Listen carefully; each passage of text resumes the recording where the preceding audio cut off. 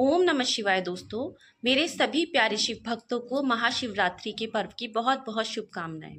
दोस्तों, हम महाशिवरात्रि का पर्व क्यों मनाते हैं?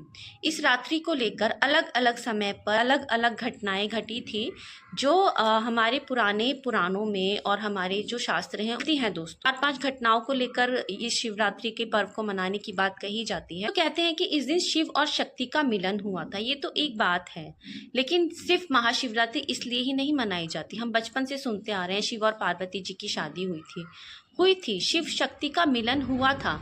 लेकिन और भी कथाएं हैं जो बहुत ही महत्वपूर्ण मानी जाती हैं इसको लेकर। दोस्तों, कहते हैं बहुत युगों पहले जब सृष्टि समान तरीके से चलती थी, ना वहां दिन होता था, ना रात होती थी, ना जीवन ना मृत्यु, कुछ नहीं होता था। तो असुर जो है बहुत दुष्ट होते चले गए। वो सब पर अत्याचार करने लग गए।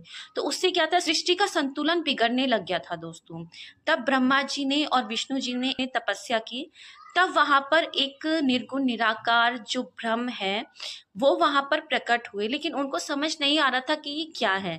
तब ब्रह्मा जी आकाश की ओर उड़ते चले गए और विष्णु जी पाताल की ओर उड़ते चले गए, लेकिन उन दोनों को उसका कोई अंत नहीं मिला दोस्तों। ना ब्रह्मा जी को ऊपर की ओर उसका अंत मिला, ना विष्णु जी को नीचे पाताल की ओर उसका अंत मिला। तब वह समझ गए कि ये कोई और नहीं, ये स्वयं शिव हैं।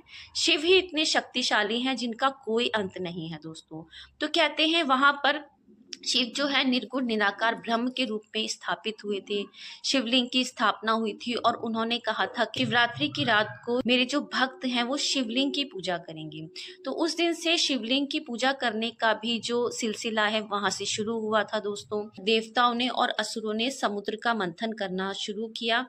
तब वहां से जो है दोस्तों, कहते हैं एक विष, इतना भयानक विष निकला कि जिसने पूरी सृष्टि को धीरे धीरे जलाना शुरू कर दिया। पर सभी देवता असुर सभी बहुत भयभीत हुए और उनसे भागते हुए शिव जी के पास गए, आप इस समस्या का समाधान कीजिए। तब शिव जी ने क्या किया दोस्तों, जो इतना भयानक विष था जो शायद पूरी सृष्टि को नष्ट कर सकता था, अपनी परवाह किए उन्होंने वो पूरा विष अपने कंठ में धारण कर लिया दोस्तों।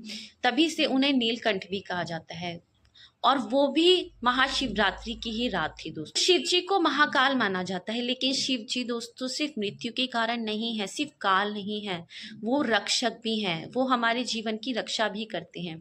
वो जरूरत पड़ने पर रौद्र रूप भी धारण करते हैं, लेकिन उनके जितना करुणामय भी कोई नहीं है। वो अपने भक्तों से बहुत प्यार करते हैं दोस्तों। तो अगर आप सच्चे मन से इस दिन शिव जी की पूजा करते हैं तो कहते हैं आपकी सभी मनोकामनाएं, आपके जीवन के सभी कष्ट दूर होते हैं। बस मैं आपसे एक चीज और कहना चाहती हूँ कि हम जो मनुष्य हैं, हम अपनी छोटी छोटी परेशानियों के लिए रोने लग जाते हैं, लेकिन आपने देखा होगा कि जो भगवान हैं उनका जीवन भी आसान नहीं है। चाहते तो अपना जीवन को कितना सुखमय बना सकते थे, लेकिन नहीं। उन्होंने भी जब संसार में कोई भी अवतार लिया तो उनका जीवन कितना कष्टकारी था। चाहे आप कृष्ण भगवान को देखिए, चाहे आप राम जी को देखिए, चाहे आप भगवान को देखिए, तो उनका जीवन भी कष्टकारी था। उन्होंने भी अपने जीवन में बहुत कष्ट सहे। भगवान शिव ने अपनी जो सती उनकी पत्नी थी उनकी मृत्यु को भी सहा, वो बहुत रोए भी, बहुत उन्होंने पीड़ा भी सही है। राम जी ने भी अपनी पत्नी से दूर रहने की पीड़ा को सहा है। तो बहुत कुछ सहना पड़ा है। तो हमें छोटी छोटी बातों को लेकर परेशान नहीं होना चाहिए। जब भगवान इन कष्टों से नहीं बच सके तो हम कैसे बच सकते हैं? तो इसलिए हमें भगवान को अपना आदर्श मानकर हमेशा इन कष्टों का सामना करना चाहिए, हमेशा धैर्य रखना चाहिए। महाशिवरात्रि का जो पर्व है, इस दिन अगर हम व्रत करते हैं, पूजा पाठ करते हैं, तो हमें वो शक्ति मिलती है कि हम भी अपने कष्टों से लड़ें, धैर्य रखें और अपने कष्टों से परेशान ना होकर अपने जीवन में हमेशा आगे बढ़े दोस्तों। यही होता है महाशिवरात्रि का पर्व दोस्तों। आप भी पूरी भक्ति के साथ इस महाशिवरात्रि के पर्व को मनाइए दोस्तों। ओम नमः शिवाय का जाप आप जरूर कीजिएगा दोस्तों, और खुश रहिए अपने जीवन में। शुक्रिया।